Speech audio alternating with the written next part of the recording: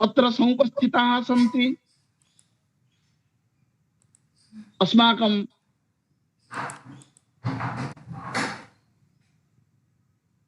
केंद्रीय संस्कृत विश्वविद्यालये इदानीं वर्तन्ते शैक्षिक निर्देशकाः आचार्याः वनमाली विश्वाल महोदयाः।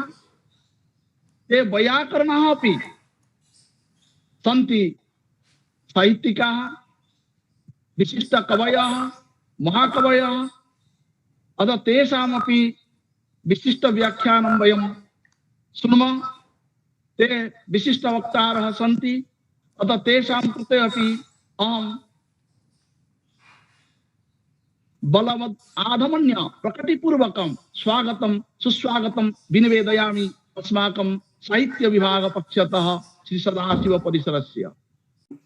अस्माकं समक्षं ये समुपस्थिताः आचार्याः सन्ति, अस्माकं सौभाग्यादेव शैक्षिक निर्देशकाः संस्थानस्य आचार्य बनवाली विश्वाल महोदयाः उपस्थिताः सन्ति। तान् अहं प्रार्थयामि यत् स्वकीयम् अभिभाषणं प्रयच्छन्तु, अस्मान् अनुगृह्णन्तु। आचार्याः बनवाली विश्वाल महोदयाः।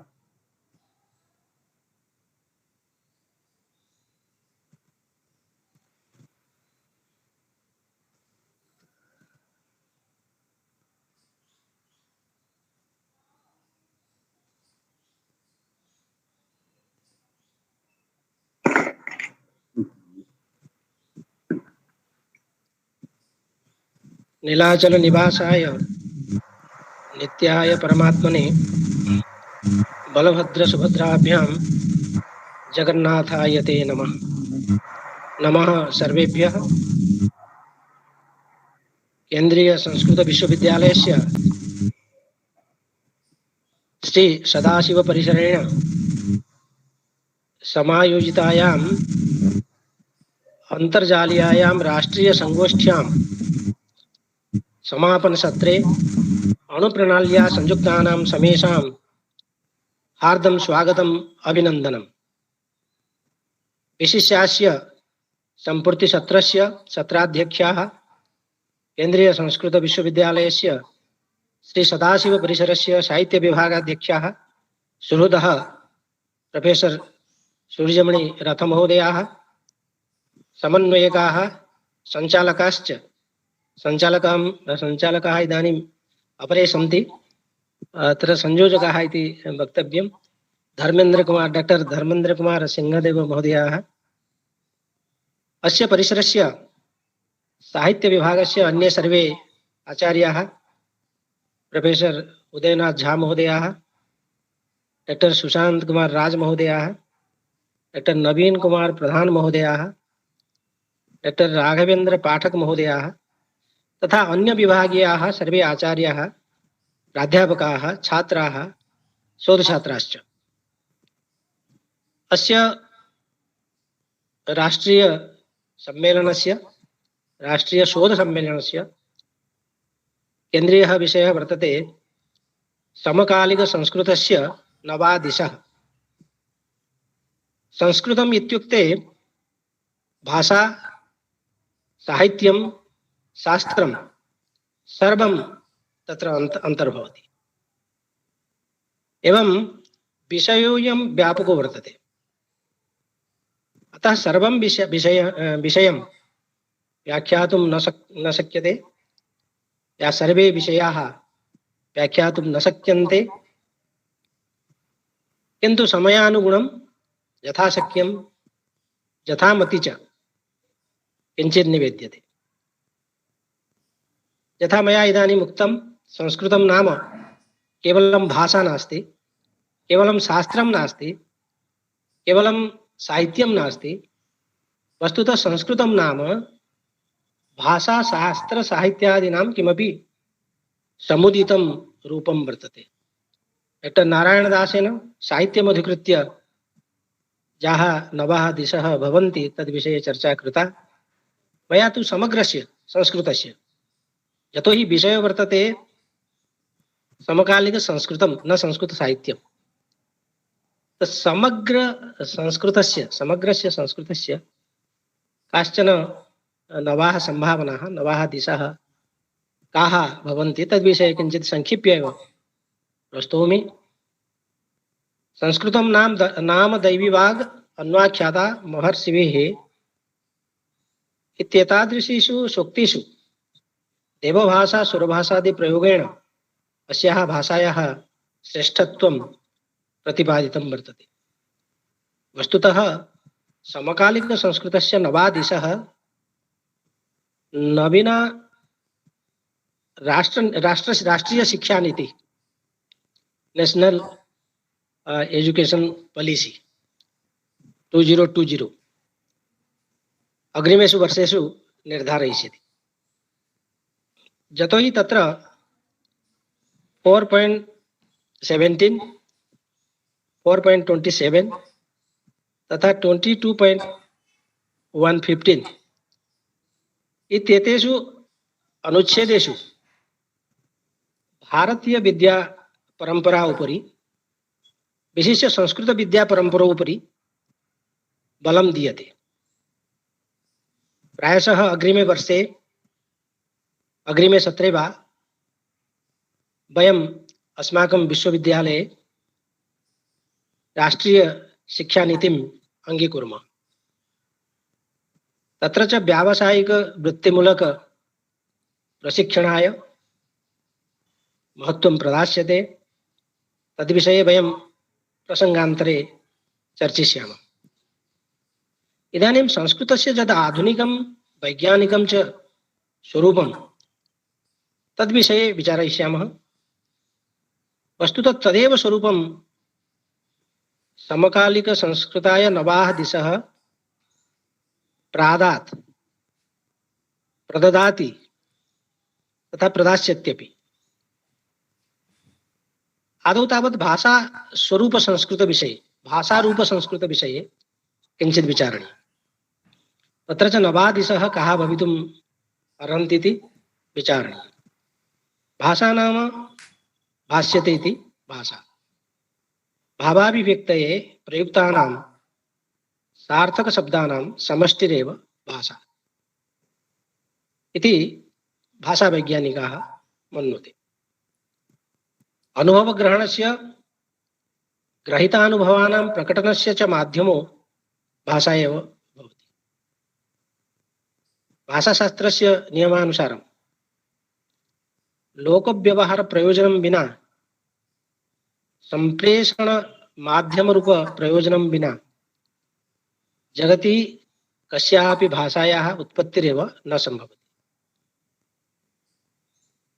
भारतीय वाङ्मयस्य अनुशीलनेन ज्ञायते यत् संस्कृतशब्दस्य प्रयोगः संस्कृतभाषार्थे सर्वप्रथमं वाल्मीकिरामायणे दृश्यते। तत्र भवन्तः सर्वे जानन्ति, वाचं चोदाहरिष्यामि, मानुषीमिह संस्कृतम् इत्यादि। यास्क, पाणिनि, कात्यायन, पतञ्जलि प्रभृतिभिरपि संस्कृतस्य कृते भाषाशब्दस्य प्रयोगः कृतः। पाणिनेः अष्टाध्याय्यां 7 सूत्रेषु संस्कृतस्य कृते भाषाशब्दस्य प्रयोगो द्रष्टुं शक्यते।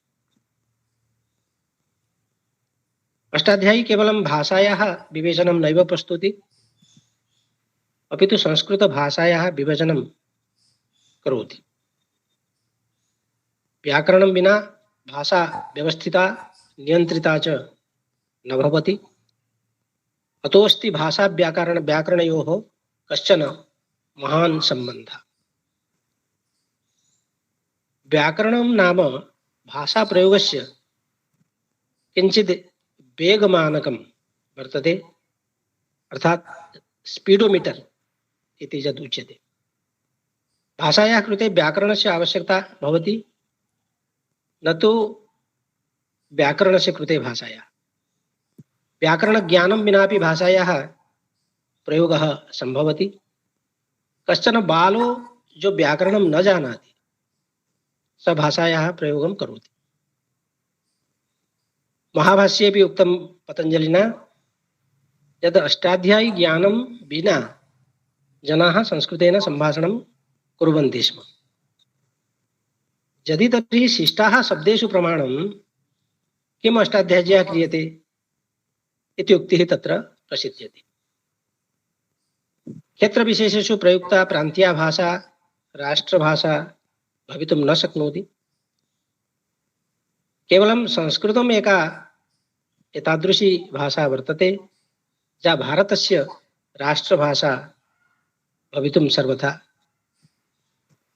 योग्या। यदि वयं भारते संस्कृताय समुचितं स्थानं दास्यामः तर्हि एषा राष्ट्रभाषा भविष्यति। ततः विश्वम् अस्माकम् इतोपि अधिकं सम्मानं करिष्यति। संस्कृतभाषायाः महत्त्वम् अस्माकं पूर्वजैः महापुरुषैः बहुधा प्रमाणितं, यद् अद्यापि प्रासङ्गिकम्। तो न संस्कृतस्य नवा दिशा इत्यस्मिन् प्रसङ्गे अत एव तानि कानिचन वचनानि अहं स्मारयितुम् इच्छामि। केवलं द्वित्राणि उदाहरणानि अत्र दीयन्ते। भारतस्य प्रथमो राष्ट्रपतिः राजेन्द्रप्रसादः उक्तवान्, our whole culture, literature and life will remain incomplete so long as our scholars, our thinkers, our readers, our leaders and educationists remain ignorant of Sanskrit. यदा अस्माकं चिन्तकाः, विद्वांसः, नेतारः संस्कृतविषये अनभिज्ञाः भवन्ति तर्हि अस्माकं सम्पूर्ण संस्कृति, अस्माकं सम्पूर्णं साहित्यम्, अस्माकं समग्रं जीवनम् अपूर्णमेव तिष्ठति।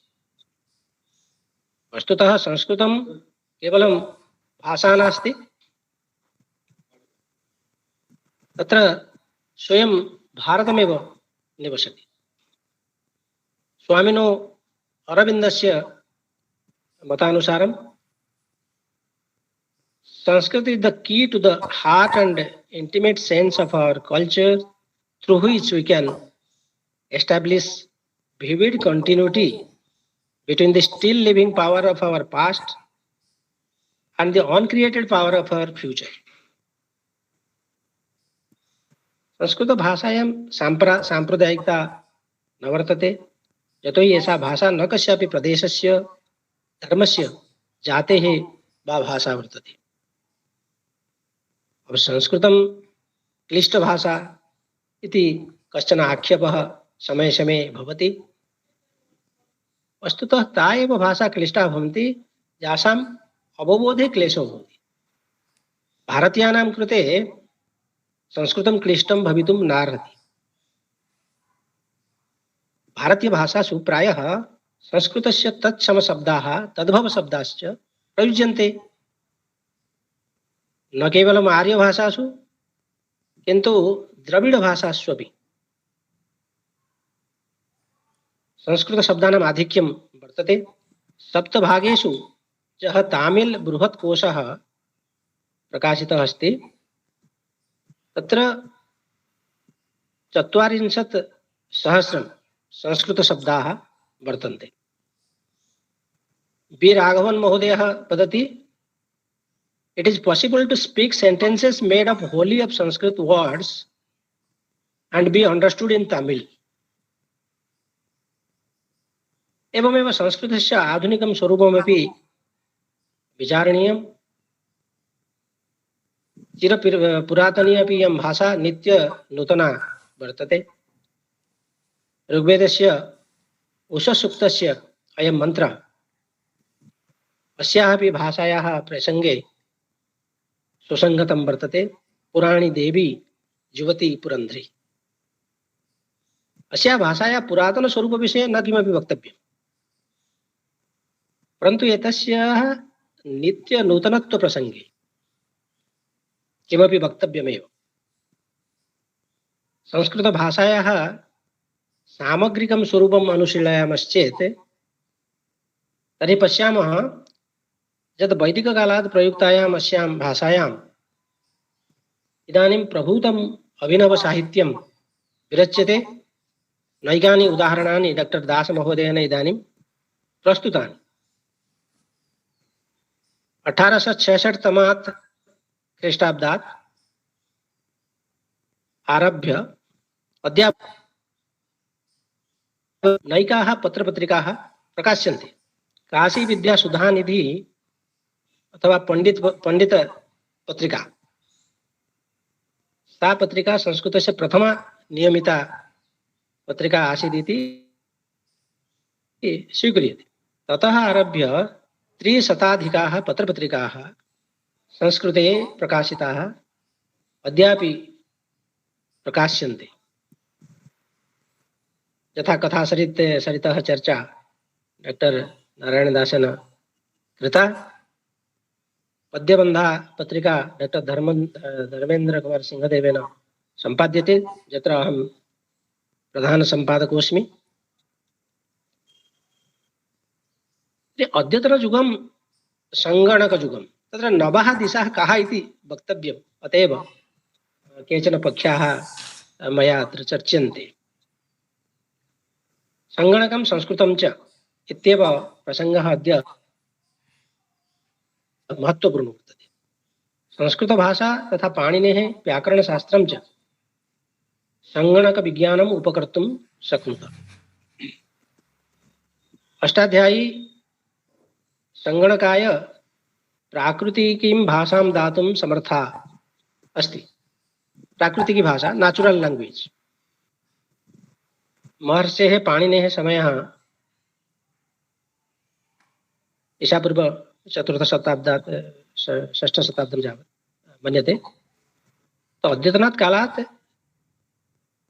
2600 वर्षेभ्यः पूर्वं पाणिनिना एवं कश्चित् चमत्कारः कृतः, येन अद्य पाणिनिः श्रेष्ठसङ्गणकः इति उपाधिना विभुष्यते। पाणिनिना अष्टाध्याय्यां प्रायशः 400 सूत्रमाध्यमेन संस्कृतभाषायै एतादृशी वैज्ञानिकता प्रदत्ता, येन अद्य अष्टाध्यायी सङ्गणकविज्ञानसंरचनया बहु साम्यं स्थापयति इति विद्वांसः प्रमाणयन्ति। अद्य पाणिनेः इदं व्याकरणं कंप्यूटर प्रोग्रामिंग इत्यस्य कृते प्राकृतिकी भाषा सिद्ध्यति। अष्टाध्याय्याः एतानि सूत्राणि यथावत् अथवा पुनर्गठितानि कृत्वा एतत् लक्ष्यं प्राप्तुं शक्यते। अस्यां च दिशि विद्वांसः इदानीं तत्पराः सन्ति, शोधमपि कुर्वन्ति।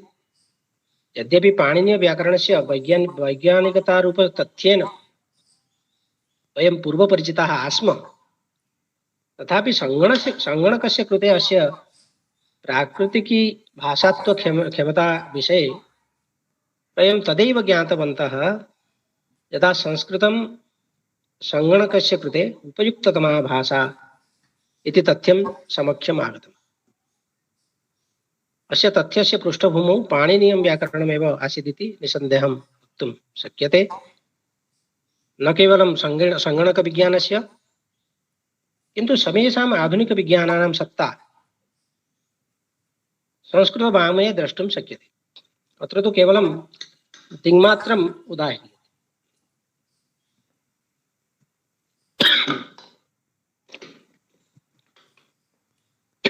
किञ्चित् अनारोग्यं वर्तते, शैत्यमस्ति।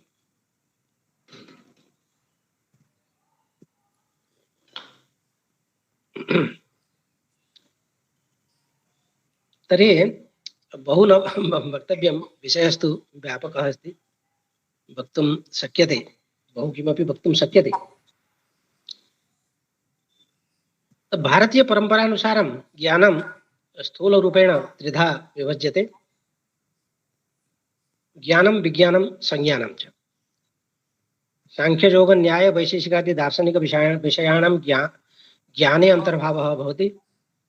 ज्योतिष आयुर्वेद शिल्पादि विषयाणां विज्ञाने तथा व्यवहार धर्मादि विषयस्य च संज्ञाने अंतर्भावः क्रियते। अद्यतनीयं युगं वैज्ञानिकं युगं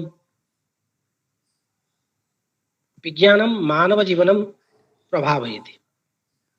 अद्यत्वे किन्तु वैज्ञानिकी प्रगतिः शिखरम् अथवा आकाशं स्पृशन्ति वर्तते।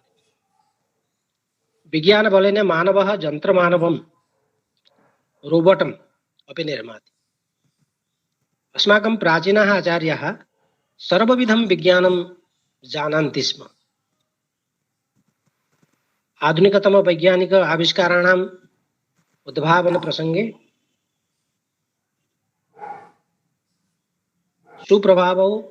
कुप्रभावौ अस्माकं जीवनोपरि अनुदिनं प्रतिफलति। मानव जीवन परिप्रेक्ष्ये आधुनिक प्रगति प्रसंगे च विज्ञान तंत्रस्य सुफल कुफलयोः तुलनात्मकं विश्लेषणं क्रियते चेत् सुफलस्य आधिक्यमेव अनुभूयते। संस्कृते विज्ञानमिति इदानीन्तनानां संस्कृतज्ञानाम् उद्घोषणं वर्तते। एतादृशं चिन्तनम् अस्माकं जागरूकतां निर्दिशति। वेदः संस्कृतवाङ्मयस्य उपलब्धासु लिखितसामग्रीषु प्राचीनतमं स्थानम् अधिकरोति। वैदिकवाङ्मये लौकिक संस्कृतवाङ्मये अपि यत्र तत्र विविधानि वैज्ञानिकतथ्यानि वैज्ञानिकतत्त्वानि समुपलभ्यन्ते। अद्यत्वे बहूनि एतादृशानि वैज्ञानिक उद्भावनानि दृष्टिपथम् आयान्ति, येषाम् अस्तित्वं वैदिकवाङ्मये उपलब्धम् आसीत् इति अध्ययनात् ज्ञायते। संस्कृतवाङ्मयेपि इमानि सर्वाणि वैज्ञानिकतत्त्वानि सन्ति इत्यत्र नास्ति सन्देहः। अमरकोशे ज्ञानविज्ञानयोः परिभाषा इत्थं प्राप्यते। मोक्ष्येऽधिर्ज्ञानमन्यत्र विज्ञानं शिल्पशास्त्रयोः। एतत् परिभाषानुसारं मोक्षविषयिणी विद्या ज्ञानमस्ति, शिल्पशास्त्रसम्बन्धिनी विद्या च विज्ञानम्। अद्यत्वे बहवो जनाः वैज्ञानिकाः वा संस्कृतं धार्मिकविधिविधानोपयोगिनं स्वीकुर्वन्ति अद्यापि, किन्तु संस्कृते एतादृशं किमपि नास्ति। संस्कृतं सर्वविधैः ज्ञानैः विज्ञानैश्च समृद्धं वर्तते। ये च एतस्याः भाषायाः संस्कृतवाङ्मयस्य वा आलोचनां कुर्वन्ति, तेषाम् एतस्याः भाषायाः विषये वस्तुनि वा प्रभूतं ज्ञानं नास्ति। आध्यात्मिकता विषये तु अस्माकं भारतीयविदुषां मनीषिणां ज्ञानं वर्तते एव, किन्तु तेषां विदुषां विज्ञानविषये ज्ञानं नास्ति इति वक्तुं न शक्यते। अस्माकं प्राचीनानां विदुषां गणित, ज्योतिष, चिकित्सा, भौतिकी, रसायन, वनस्पति, जीव, भूगर्भ, यंत्र प्रभृति विज्ञानानां महताम् आविष्काराणां च विषये महत् ज्ञानम् अस्ति। तो केवलम् अत्र भौतिक विज्ञान विषये पश्यामश्चेत्, क्योंकि यतोहि व्याख्यानस्य कालः सीमाबद्धो अस्ति, अत्र संक्षिप्य एव काचित् चर्चा तथा नास्ति, तथा नास्ति आचार्याः वदन्तु अस्माकं तु सौभाग्यमेव। सत्यं ममापि सीमा वर्तते, यतोहि किञ्चित् अनारोग्यमपि अस्ति। तथापि संस्कृतवाङ्मये वेदेषु, उपनिषत्सु, पुराणेषु, शास्त्रेषु तथा लौकिकसाहित्ये च भौतिकविज्ञानं प्रतिपादितम् अस्ति। ऋग्वेदः प्रमाणयति यत् सूर्यः एकेन निमिषार्धेन 2202 योजनानि अर्थात 126 000 माइल योजनानां सहस्रं द्वे शते द्वे च योजने इति तत्र उल्लेखः वर्तते। एतावत् गच्छति। यत् सूर्यस्य गतिः। तैत्तिरीयोपनिषदि ब्रह्मानंद बल्यां तत्र उल्लिखितं वर्तते यत् आत्मा आकाशं जनयति, आकाशः वायुं, वायुः अग्निं, अग्निः जलं, जलं च पृथिवीं जनयति। वैशेषिक दर्शनस्य प्रवर्तकः महर्षि कणादः परमाणु सिद्धान्तं प्रवर्तितवान्। सः परमाणु सिद्धान्तस्य जनकः इति स्वीक्रियते। कारणाभावात् कार्याभावः तथा कार्याभावात् च कारणाभावः इति सिद्धान्तं सः प्रतिपादितवान्। एवं ज्ञायते यत् कणादः विविधान् भौतिक नियमान् सम्यक् अवगच्छति स्म। 14 शतके अगस्त्य संहिता विद्युतः उत्पत्तिं वर्णयति। बृहत् संहिता च इंद्रधनुषः स्वरूपं निरूपयति। आधुनिकाः जान् डाल्टन् महोदयम् अणुविज्ञानिनं परमाणुविज्ञानिनं वा मन्वते, किन्तु ततः सहस्रवर्षेभ्यः पूर्वं महर्षि कणादः एतद् रहस्यम् उजागृतवान् यत् द्रव्याणां परमाणवः भवन्ति इति। भौतिकविज्ञानप्रसङ्गे मुख्यतया तस्य सिद्धान्तद्वयं प्रसिद्ध्यति। एकः कणसिद्धान्तः, अपरश्च गतिनियमः। आचार्य कणादस्य मतानुसारेण परमाणु नाम सूक्ष्मतमः पदार्थः, अतः सः अविनाशी। भौतिक जगतः उत्पत्तिः सूक्ष्मातिसूक्ष्मकणानां परमाणूनां संघटनेन भवति इति अस्य सिद्धान्तस्य जनकः महर्षि कणादेव। अस्य सिद्धान्तस्य मतलब कणसिद्धान्तस्य। एवमेव गतिनियमः महर्षिणा कणादेन न्यूटनात् पूर्वं गतेः त्रयो नियमाः प्रतिपादिताः। तद्यथा वैशेषिकसूत्रे वेगः निमित्तविशेषात् कर्मणो जायते, वेगो निमित्तापेक्षात् कर्मणो जायते, नियत दिक् क्रियाप्रबन्ध हेतुः। वेगः संयोग विशेष विरोधी, तत्र वैशेषिक दर्शने उक्तमस्ति। अर्थात् वेगः अर्थात् मोशन इति यदुच्यते, मोशन पंचद्रव्योपरि द्वयोः निमित्त विशेष कर्मणोः कारणात् उत्पद्यते, तथा नियमित दशायां क्रियासत्वात् संयोग विशेषेण नश्यति उत्पद्यते च।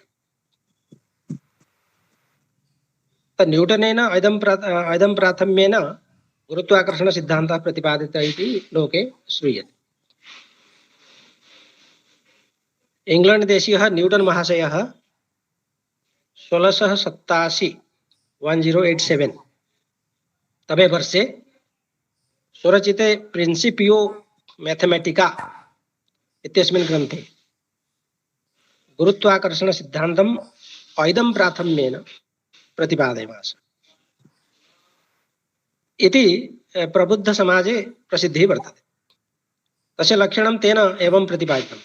Statement that any particle of matter in the universe attracts any other with force that is proportional to the product of their masses. किन्तु ततः 300 वर्षेभ्यः पूर्वमेव भाष्यकारः पतञ्जलिः तत् सिद्धान्त संबद्धं तत्त्वं सूत्रोदाहरण अवसरे निरूपयति इति तथ्यं विरला एव जानन्ति। न जानन्ति इति न, विरला एव जानन्ति। यद्यपि आश्चर्यं किन्तु सुखदं तथ्यमिदं वर्तते यत् महाभाष्यकारस्य पतञ्जलेः समये स च सिद्धान्तः सामान्यैः अपि सुविदितः आसीत्। एवं च न्यूटन महाशयात् 300 वर्षेभ्यः पूर्वं पतंजलि महर्षिः गुरुत्वाकर्षण सिद्धान्तस्य चर्चाम् अकरोत्।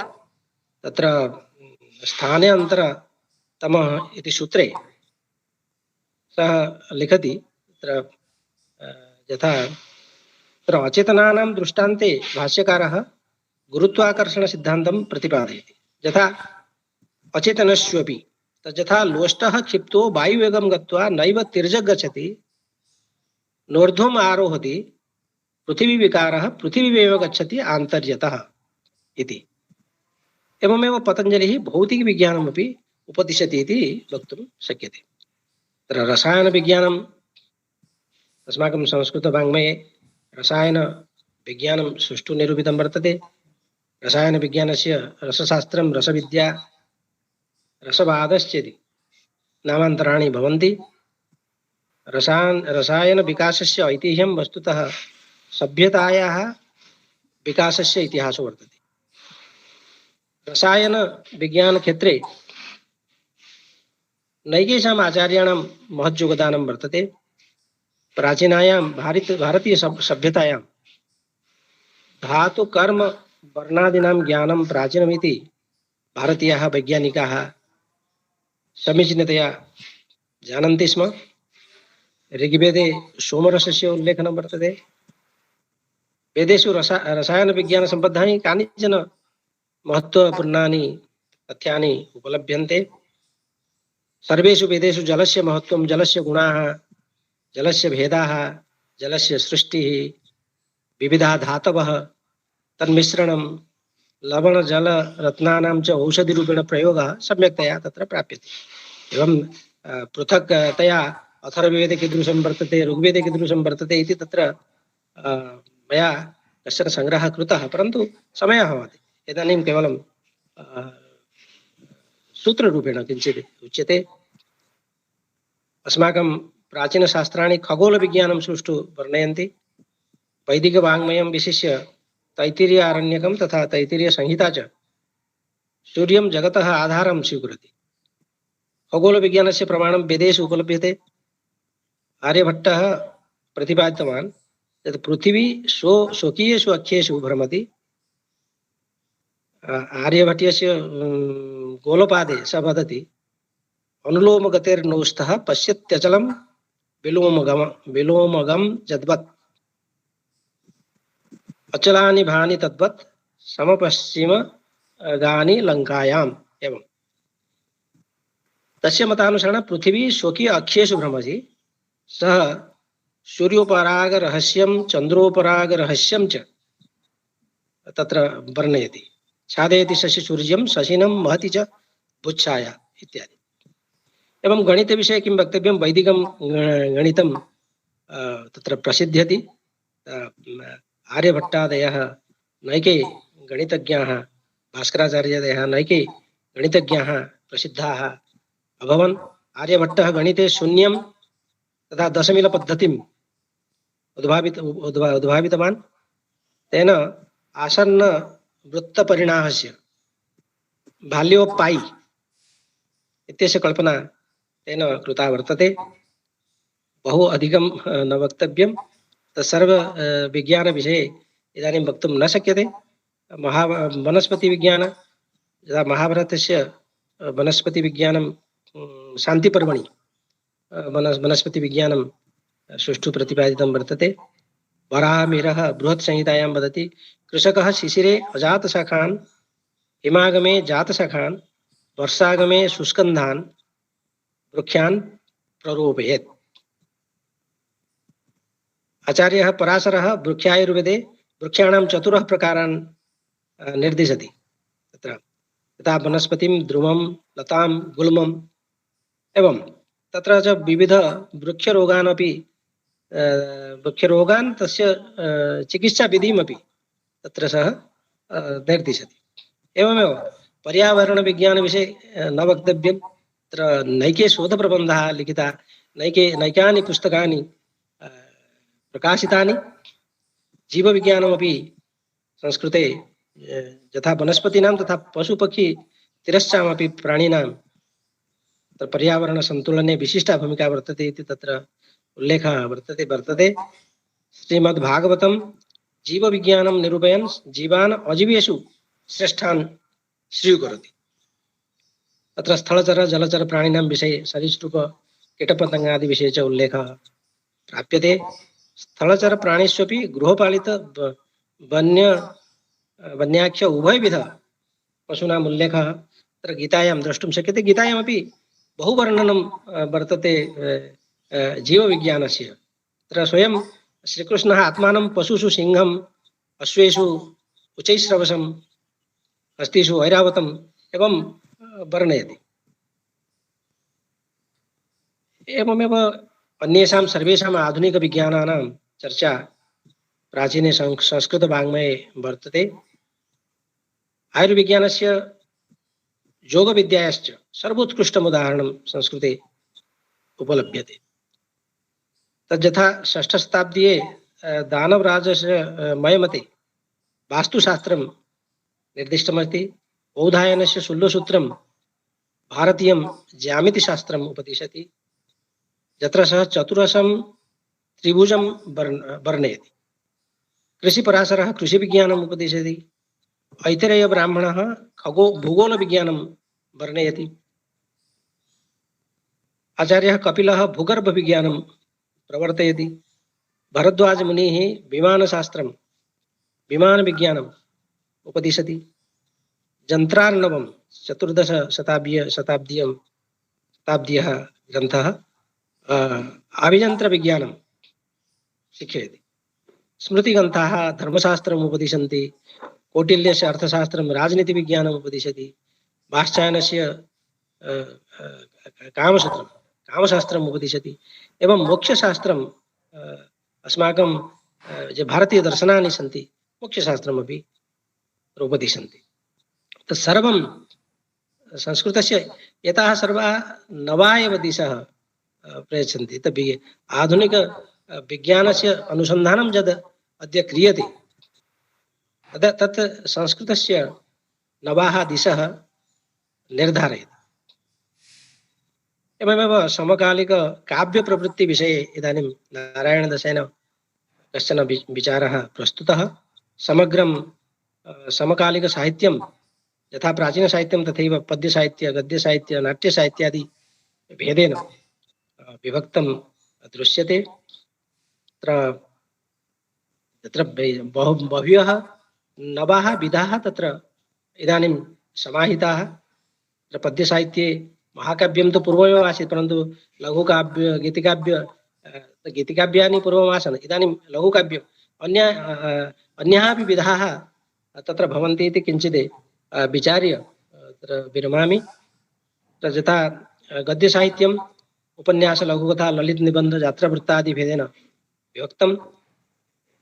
यद्यपि अन्य भारतीय भाषासु गद्यविधायै प्रभुतं महत्त्वं प्रदीयते, किन्तु आधुनिक संस्कृत लेखनक्षेत्रे गद्यापेक्षया पद्यविधायै समधिकः प्रश्रयः प्रदत्तः वर्तते। परवर्तिनि काले विंशशताब्दस्य उत्तरार्धे एव गद्यलेखनं प्रति संस्कृतलेखकानां प्रवृत्तिः समधिकतया जागरिता अभवत्।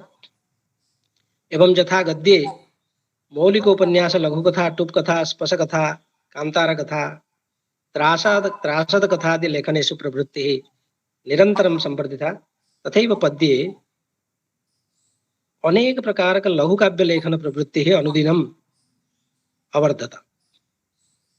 वस्तुतः स्वातन्त्र्योत्तरकाले सर्जनात्मक काव्यरचनासु काचित् क्रान्तिरेव आगता।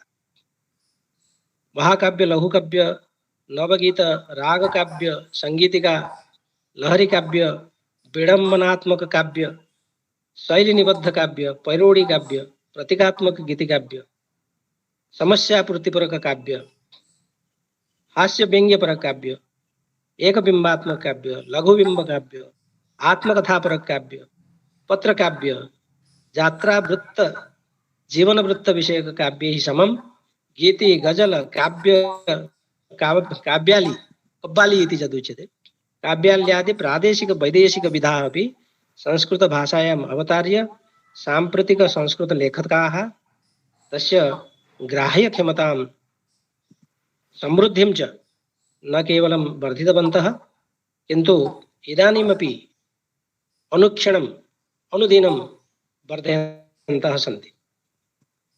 छन्दोगत विधास्वपि वार्णिकादारभ्य मातृकां यावत् तथा दोहा चौपाई सवैया कवित्तादिभ्य आरभ्य दण्डक अश्वघाटी यावत् विविध नवीन छन्दो विधाः रचनाः प्रवर्तन्ते। गजल इत्यादि विधाः अपि छन्दो विधासु अंतर्भवन्ति।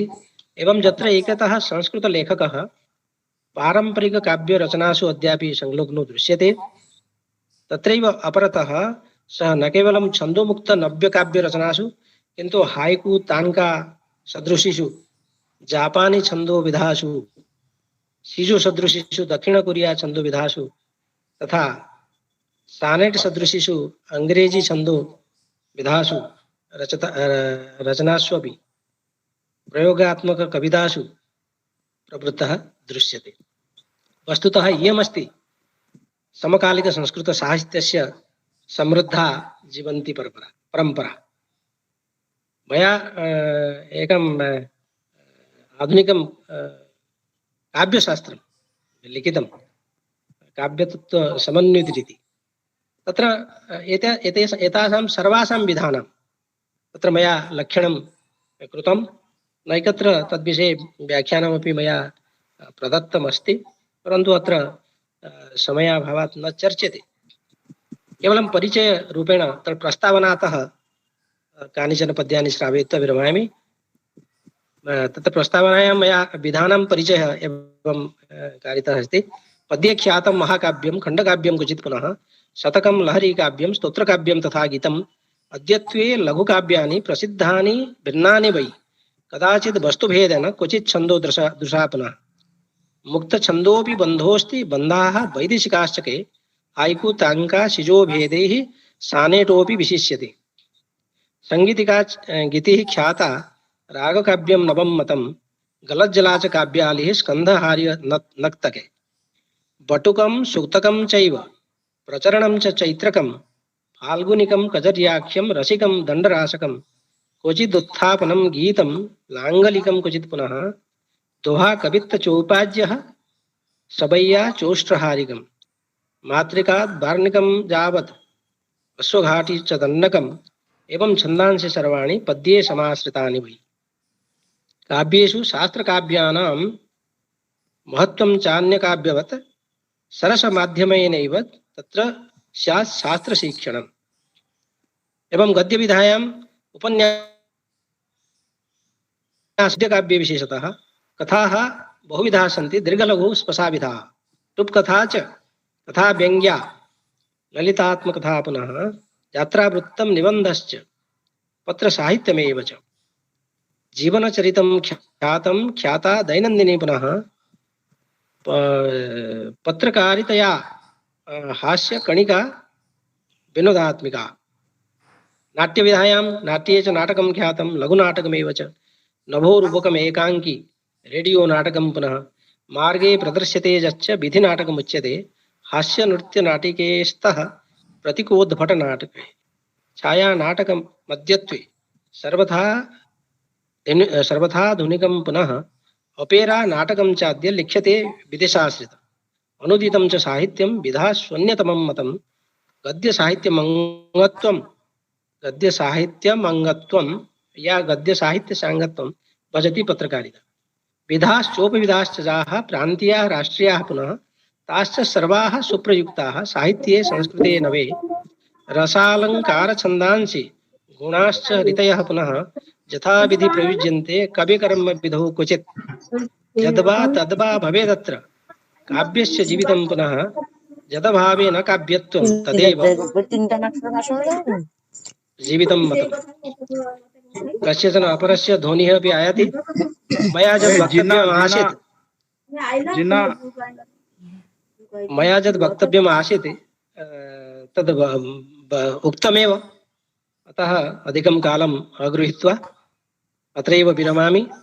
ये च सर्वे मां धैर्यपूर्वकं श्रुतवन्तः अत्र तान् सर्वान् धन्यवादैः सभाजयित्वा विरमामि विस्तरात्। धन्यवादः। वयं सर्वे धन्यवादाः। बहुशः धन्यवादाः। प्रणति पुरस्सरं सप्रश्रयम् आचार्यान् बहुशः धन्यवादान् अर्पये। अहं साहित्यविभागपक्षतः वस्तुतः आचार्याः विश्वकोशाः एव एवं प्रकारेण एतावत्सु वर्षेषु प्रथमः एव अवसरः मया लब्धः वर्तते। वस्तुतः एतादृशं श्रवणम् आचार्याणां वचनश्रवणं मन्ये यत् प्रतिष्ठपुण्यपरिपाकोपादानमेव एतदर्थमेव मन्ये यत् मम पुण्यं न्यूनमेव आसीत्। एतदर्थमेव एतावत्सु वर्षेषु अयम् अवसरः न लब्धः। वस्तुतः कापि मितिः नास्ति। एवं विषयाः बहवः विषयाः एव आचार्यैः व्याख्याताः। तत्र वस्तुतः विश्वकोशाः एव अस्माकम् आचार्याः सन्ति। एवं बहुभ्यः वर्षेभ्यः एव दृक्पत्रिकायाः सम्पादकाः इमे आचार्याः। वस्तुतः एतेषां दर्शनं श्रवणं सर्वमेव प्रतिष्ठपुण्यपरिपाकोपादानमेव। ततः न्यूनं यदि किमपि भवति तर्हि तु न शक्यते एव, न तु तादृश अवसरः लभ्यते। अहम् एवमेव मन्ये। तर्हि आचार्यान् धन्यवादेन सभाजयितुं धन्यवादः।